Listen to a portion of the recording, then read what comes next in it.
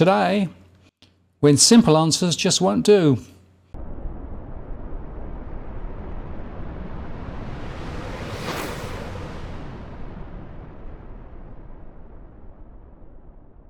Hello again, it's Martin North from Digital Finance Analytics. Well, latest posts covering finance and problem news with a distinctively Australian flavour. Well, I was talking to someone this morning in my one-on-one session, and I made the point that I don't think I've ever seen such a complicated set of economic issues, all pulling in different directions, both locally and globally.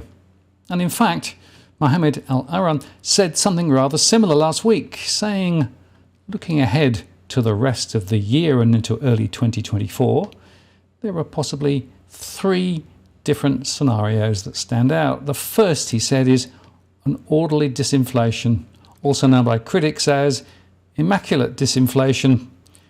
In this scenario, inflation continues to come down steadily towards the Fed's 2% target without damaging US economic growth and jobs. The dynamics involve primarily a labour market that avoids excessive wage increases while continuing to anchor strong economic activity. Given what else is going on in the economy, he said, I would put this probability at around 25%. The second scenario is one in which inflation becomes sticky. The inflation rate continues to decrease, but then gets stuck somewhere between 3 and 4% over the second half of this year as goods prices stop declining and services inflation persists. That would force the Fed to choose between crushing the economy to get inflation down to its 2% target, adjusting the target rate to make it more consistent with changing supply conditions, or waiting to see whether the US can live with a stable 3 to 4% inflation. And he said, I don't know what the Fed would choose in such a case, but I would put the probability of such sticky inflation at 50%. So I hope it has given this scenario at least some thought. And lastly, there is the possibility of what we can label U-inflation. Prices head back up late this year and into 2024 as a fully recovered Chinese economy and the strong US labour market simultaneously drives persistent services inflation and higher goods prices. And he would put that probability at 25%. Now, this is not just about multiple scenarios with no one single one dominating. It is also about probabilities that must be viewed with caution.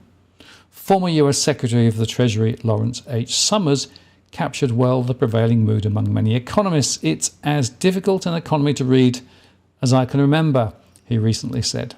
This sense of uncertainty is evident in the short-term outlook for economic activity, prices and monetary policy, as well as long-term structural shifts like the clean energy transition, the rewiring of global supply chains, and the changing nature of globalization.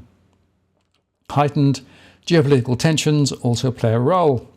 So whatever happens, the worst thing we can do is to fall back into complacency. In fact, Powell, after championing transitory inflation for too long, is now warning against it. There has been an expectation that inflation will go away quickly and painlessly, and I don't think that's at all guaranteed. He said recently, the base case for me is that it will take some time and we will have to do more rate increases. Simplistic economic narratives, especially comforting ones that entice those looking for shortcuts, often mislead much more than enlighten. And I would absolutely underscore that that is true. At the moment, there are still people jumping towards simple, simplistic solutions when in fact things are much, much more complicated and difficult and therefore uncertain.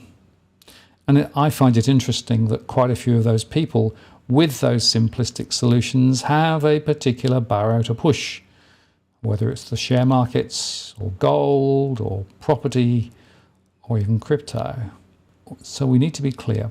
We are in an era of great uncertainty at the moment, and frankly, I don't think anybody can be clear about how this is going to play out, which implies firstly being cautious and watching for the signs, but secondly, also rejecting simplistic one-line solutions, which may sound attractive and plausible superficially, but which are very destructive under the waterline. I'm Martin North from Digital Finance Analytics. Many thanks for watching, and I'll see you again next time.